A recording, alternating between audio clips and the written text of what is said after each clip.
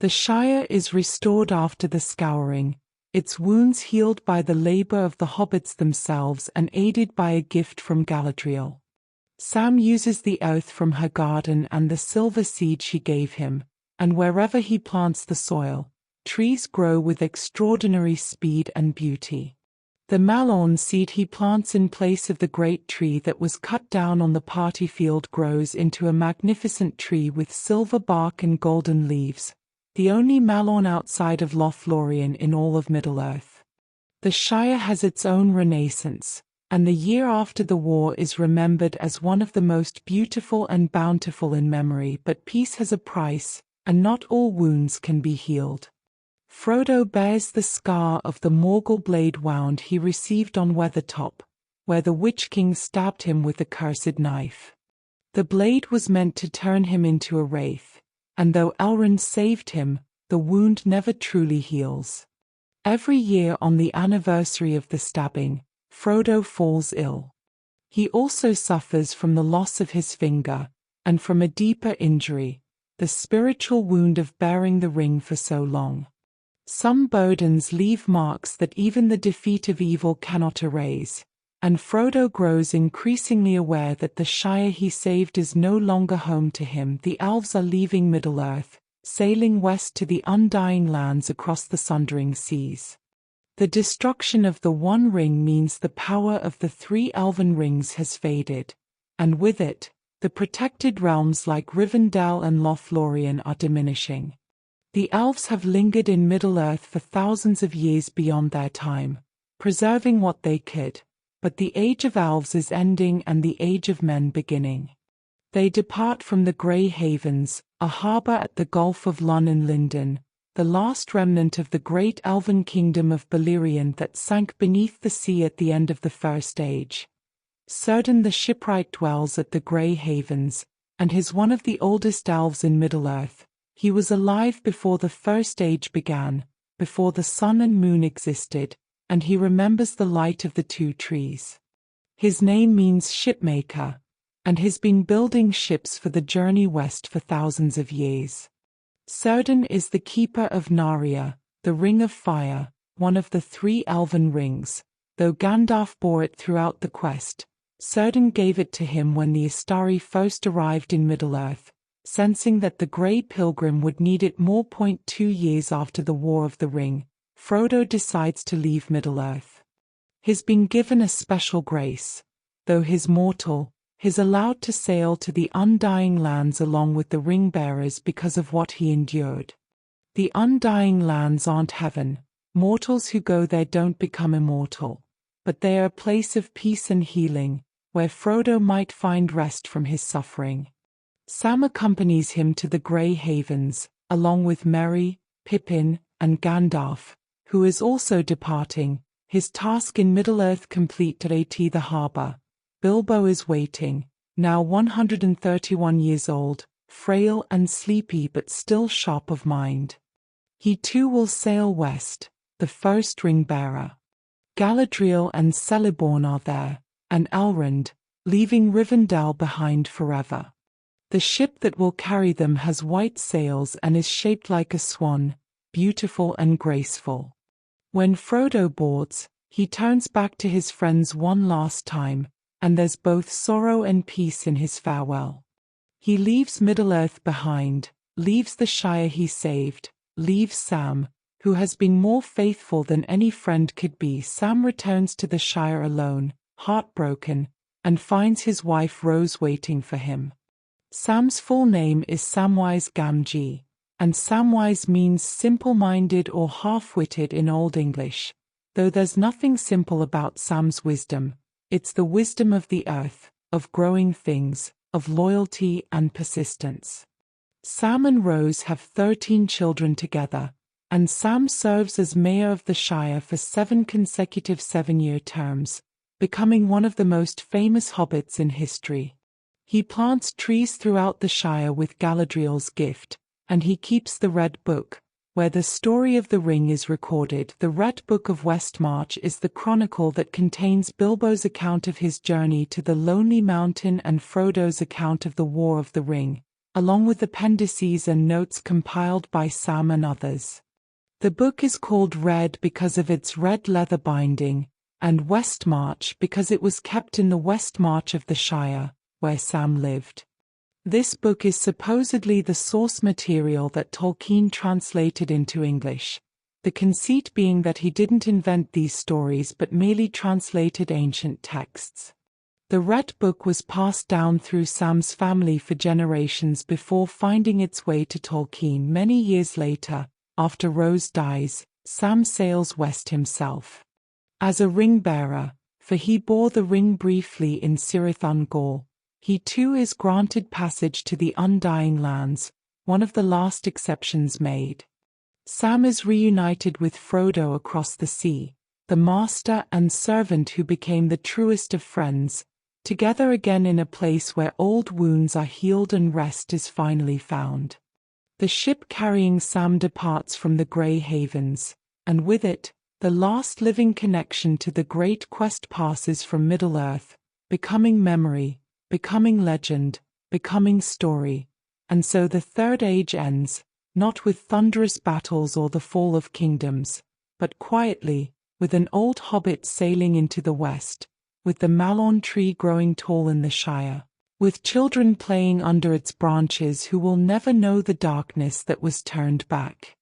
The world moves on, as it must, and Middle-earth passes into the Age of Men, where elves and wizards fade into myth, where hobbits become old tales told by firesides, where magic slowly withdraws from the world, leaving behind only whispers and memories and stories. The world Tolkien created extends far beyond the story we know, with layers of history reaching back to the very creation of the universe. In Tolkien's cosmology, the world was created through music, the Aina Lindale, the music of the Aina. Eru Ilúvatar, the one god, created angelic spirits called the Aina and taught them to make music. Together they sang the world into being, their melodies literally creating the structure of reality. Melkor, the mightiest of the Aina who would become Morgoth, tried to weave his own themes into the music, creating discord, and this discord became the source of evil in the world. Everything that exists, mountains and seas, stars and trees, began as notes in a cosmic symphony. Some of the Aina descended into the world they had helped sing into existence, becoming the Valar and Maiar. The Valar are essentially the gods of Middle-earth, 15 in number, including Manwë, the king of the Valar who rules the winds, and Ulmo, who governs all waters. Yavanna is the giver of fruits and lover of all growing things. It was she who created the two trees of Valinor. The Valar shaped the world, creating lands and seas, establishing order. They dwell in Valinor, the blessed realm in the far west, across the ocean from Middle-earth, and from there they watch over the world, though they rarely intervene directly after the catastrophes of the First Age. The two trees of Valinor, Telperion and Lorlin, lit the world before the sun and moon existed. Telperion had leaves of dark green and silver dew fell from its branches. Lorlin had leaves of pale green edged with gold, and golden rain fell from it. The trees would wax and wane in a cycle, one reaching full bloom as the other dimmed, creating the measurement of time in the blessed realm. When Morgoth and Ungoliant destroyed the trees, the Valar made the sun from Lorlin's last fruit and the moon from Telperion's last flower, setting them in the sky to light Middle-earth, and thus the counting of years by the sun began. The Silmarils were 3 jewels created by Fina, the greatest of all the elven craftsmen. They contained the light of the two trees, captured and crystallized, and they were the most beautiful objects ever made in Middle-earth. Fina loved them with an obsessive love, and when Morgoth stole them after destroying the trees, Fina swore a terrible oath to recover them, no matter the cost. This oath led to the greatest tragedy in elven history, civil war, kinslaying, and the doom of Fina's entire house. The 3 Silmarils were eventually set in the earth, sea, and sky, lost forever, and the one in the sky is the Star of Eärendil that Galadriel's file captures. The same light that hurts Shelob in her lair. Numenor was an island kingdom given to the Edain, the men who fought alongside the elves in the wars against Morgoth in the First Age. The island was raised from the sea by the Valar as a reward, a star-shaped land in the middle of the ocean between Middle-earth and Valinor. The Númenóreans were blessed with long life. They could live 300 years or more, and great wisdom and strength. They became the greatest mariners and builders the world had seen. But their kings grew proud and envious of the elves' immortality, and eventually, corrupted by Sauron's counsel, they sailed to Valinor to claim immortality by force. The fall of Númenor was cataclysmic. When the Númenórean fleet landed in Valinor, Eru Ilúvatar himself intervened, the only time in the history of Middle-earth that God acted directly. The island of Númenor was drowned beneath the sea in a single night, consumed by a great wave. The world was changed from flat to round, and Valinor was removed from the physical world entirely, placed beyond the circles of the world where mortals could never reach it. Only the elves remember the straight road across the sea to the blessed realm. A handful of Númenóreans escaped in 9 ships, led by Elendil the Tall and his sons Isildur and Anarion, and they founded the kingdoms of Orna and Gonda in Middle-earth. Orna, the northern kingdom, eventually split into 3 smaller kingdoms, Arthedain, Cardolan, and Rhudaur, which were destroyed one by the Witch King of Angmar. The line of kings in the north seemed to have ended, but it survived through the Dunedain, the rangers who protected the northern lands in secret. Aragorn is the last heir of this line, descended from Isildur through 70 generations. His lineage is preserved in the appendices of The Lord of the Rings, a complete genealogy stretching back thousands of years, showing Tolkien's remarkable attention to the continuity of history. The Ents are the shepherds of the trees, ancient beings created by Yavanna to protect her forests from axes and fire. Treebeard, who befriends Merry and Pippin, is the oldest living thing in Middle-earth that still walks and speaks. He's at least 15,000 years old, having been alive since before the elves awoke. His true name in Entish takes hours to say, because it contains his entire history, everything he's ever experienced added syllable by syllable. The Ent language is incredibly slow, because Ents never say anything unless it's worth taking a long time to say. They describe things by listing everything the thing has ever been and done. The fate of the Entwives is one of the great sorrows of Middle-earth. The Entwives loved agriculture and ordered gardens, while the Ents loved wild forests, and this difference led them to separate long ago. The Entwives went east to the lands that would become the Brown Lands, creating beautiful gardens there. But those lands were devastated in wars, turned to desert, and the Entwives disappeared. Treebeard believes they survived somewhere, perhaps teaching agriculture to men in distant lands, but the Ents have searched for ages and never found them.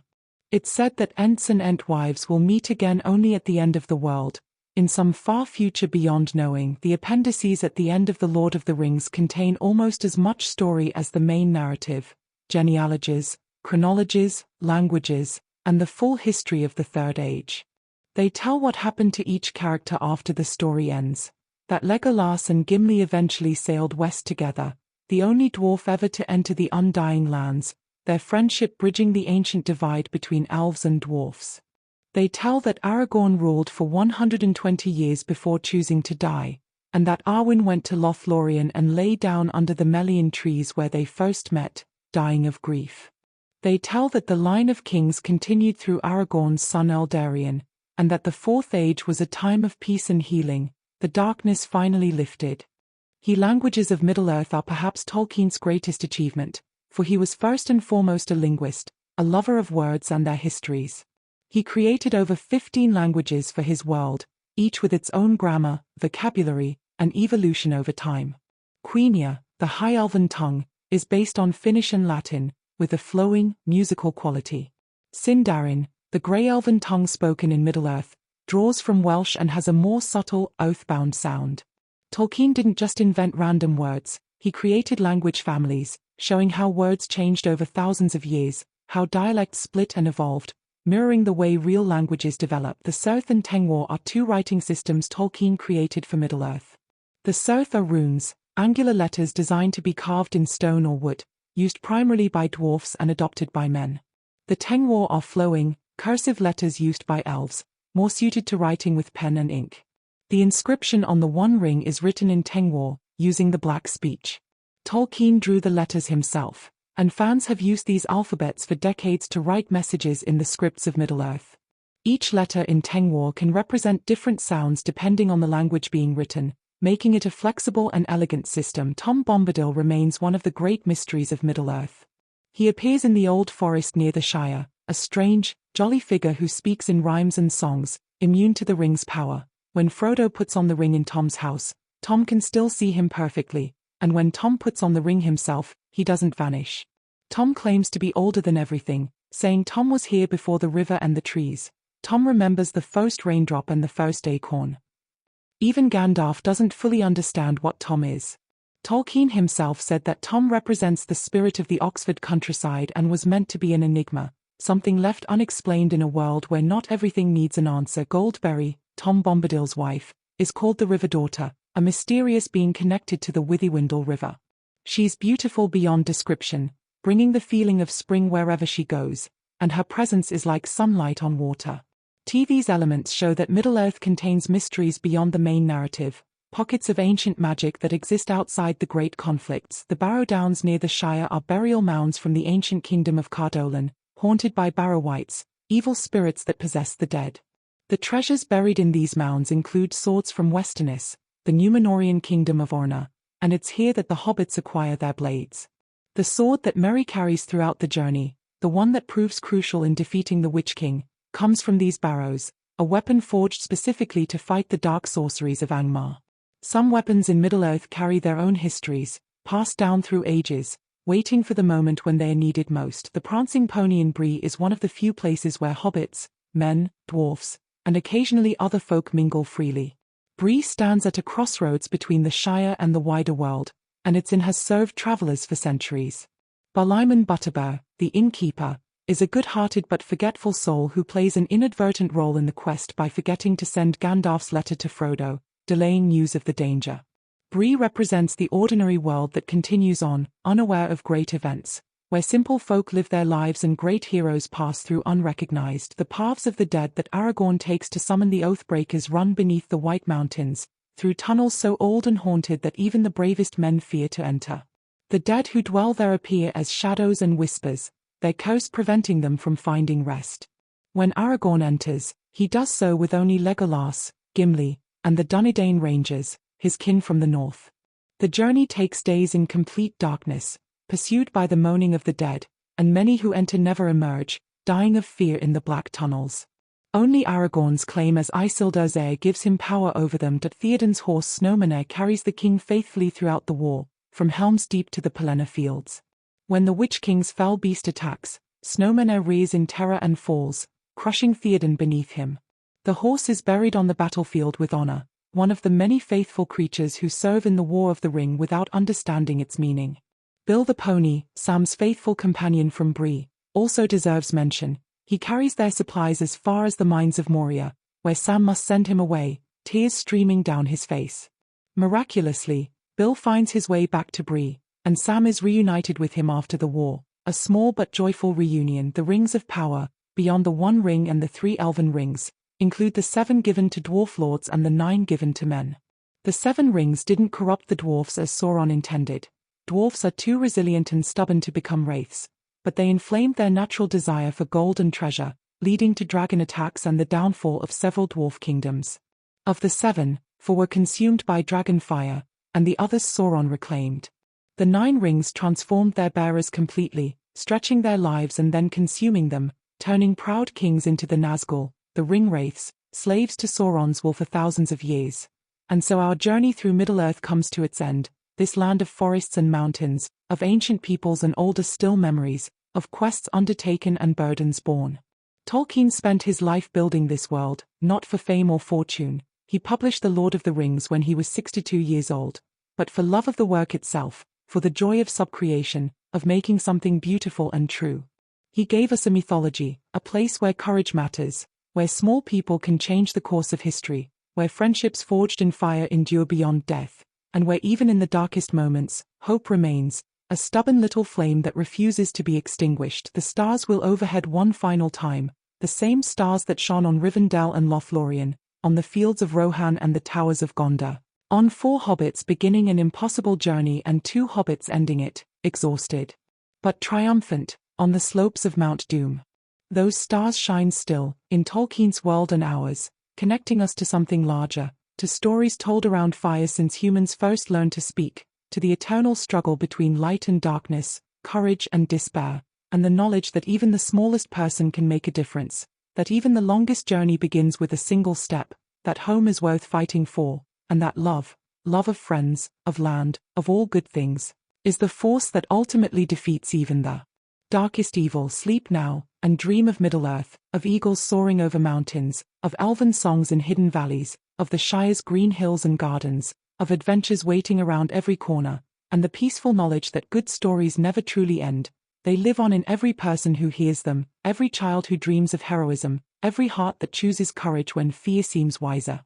The tale is told, the quest complete, and all shall be well, and all shall be well, and all manner of things shall be well.